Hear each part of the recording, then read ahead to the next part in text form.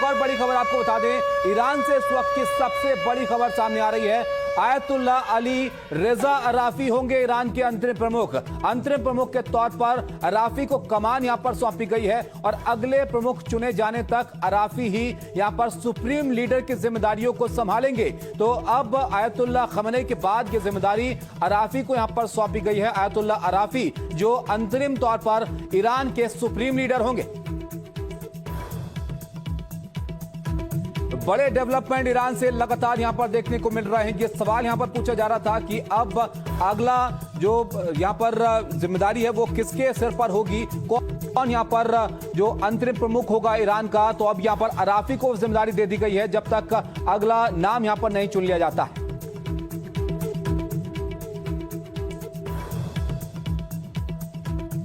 अब इनके सामने बड़ी चुनौती होगी क्योंकि ईरान की तरफ से इस तरह के बयान दिए जा रहे हैं और जिस तरह की प्रतिक्रिया दी जा रही है वो सीधे तौर पर कह रहे हैं कि जिस तरह ये हमला किया गया ईरान पर उसका मुंहतोड़ जवाब वो अमेरिका को देंगे। अब ये जवाब किस सूरत में होगा ये यहां पर देखना होगा। बहरहाल आगे बढ़ते हैं और आप देखिए, आयतुल्ला अली खमेनी की मौत के साथ ही 40 साल बाद ईरान में सबसे शीर्ष स्तर पर अचानक से वैक्यूम हो गया है। 1989 में यहां पर आयतुल्ला अली खमेनी जो है वो उस पद पर काबिज हुए थे और करीब 37 साल बाद यहां पर उनकी मौत हुई है। ऐसे में अली रजा अराफी को फिलहाल अंतरिम प्रमुख चुना गया है, लेकिन स्थायी प्रमुख कौन हो सकता है यह सवाल अब भी बना हुआ है। खमेनी की मौत के बाद ईरान का सर्वोच्च नेता कौन? इस सवाल का जवाब ईरान के साथ साथ पूरी दुनिया तलाश कर रही है। सबसे पहला नाम है 56 साल के मुजतबा खामनेई का, जो अली खामनेई के दूसरे बेटे हैं। इस्लामिक रिवोल्यूशनरी गार्ड से काफी करीबी से जुड़े रहे मुजतबा पर्दे के पीछे काफी प्रभावशाली माने जाते रहे हैं। दूसरा नाम है अली रेजा अराफी का, जो एक वरिष्ठ धार्मिक नेता हैं और गार्जियन काउंसिल और असेंबली ऑफ एक्सपर्ट्स दोनों के सदस्य रहे हैं। तीसरा नाम है मोहम्मद मेहदी मीर बघेरी का, जो एक कट्टर धार्मिक नेता हैं और असेंबली ऑफ एक्सपर्ट्स के सदस्य हैं। चौथा नाम है हसन खुमैनी का, जो इस्लामिक क्रांति करने वाले आयतुल्ला रूहुल्ला खुमैनी के पोते हैं। इसके अलावा हाशिम हुसैनी बुशहरी भी रेस में हैं। धार्मिक शहर कोम में जुम्मे की नमाज उनके ही नेतृत्व में होती है और वो असेंबली ऑफ एक्सपर्ट्स के सदस्य भी हैं। अब देखना है कि ईरान की सत्ता किसके हाथ में आती है और वो ईरान को किस ओर ले जाता है। निश्चित तौर पर यह बहुत महत्वपूर्ण होगा कि कौन आगे इस जिम्मेदारी को यहां पर संभालता है। इजराइल और अमेरिका के इस ऑपरेशन में ईरान की पूरी टॉप लीडरशिप को खत्म करने की कोशिश की गई है। खमेनी की बेटी, दामाद, पोती और बहुत से लोग उनके परिवार के इस हमले में मारे गए हैं। ईरान के कई टॉप कमांडर भी इसमें हलाक हुए हैं और इजरायली एयरफोर्स ने सबकी लिस्ट बाकायदा यहां पर जारी की है।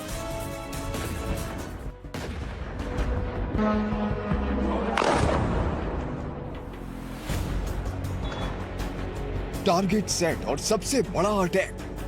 टारगेट सेट, ईरान में सबसे बड़ी तबाही। इजराइल का टारगेट क्लियर था, जहां ईरान के टॉप लीडर वहां निशाना। इजराइल का टारगेट था जहां डिफेंस लीडरशिप उसी को किया हिट। नतीजा, ईरान के 8 बड़े अधिकारियों के मारे जाने की खबर आई। इजरायली एयरफोर्स ने इन अधिकारियों की लिस्ट भी जारी की है। अजीज नसीर जादेह, ईरान के रक्षा मंत्री।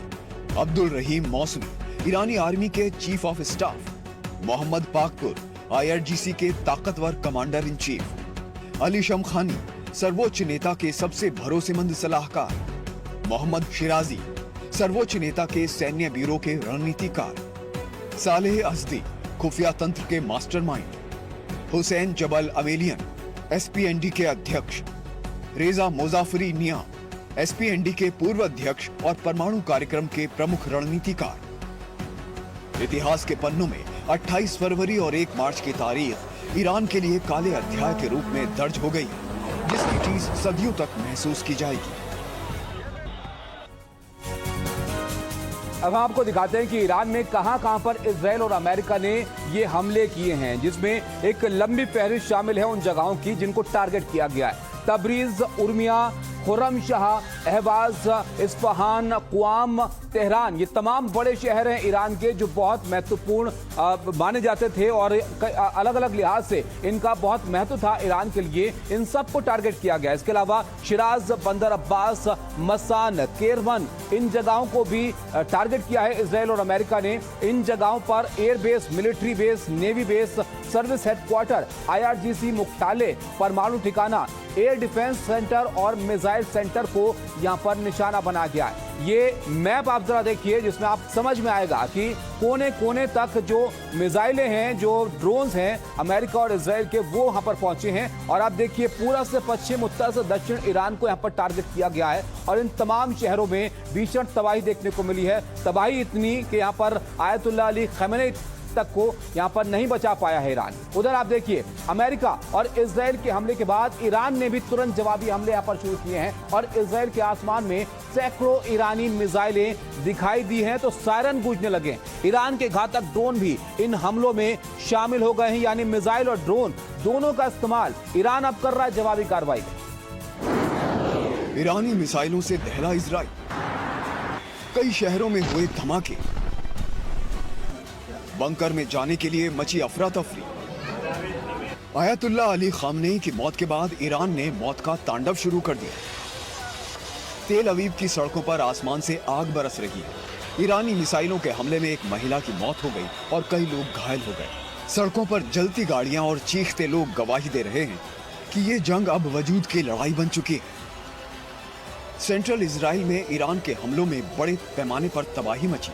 ये जलते हुए घर और गाड़ियां ईरान के भीषण हमलों की गवाही दे रहे हैं। डर से लोग बंकरों में शरण लेते नजर आए। एक और इजराइल के आयरन डोम मिसाइलों को हवा में मार गिरा रहे हैं तो दूसरी ओर ईरान के सुसाइड ड्रोन रिहायशी इलाकों को निशाना बना रहे हैं।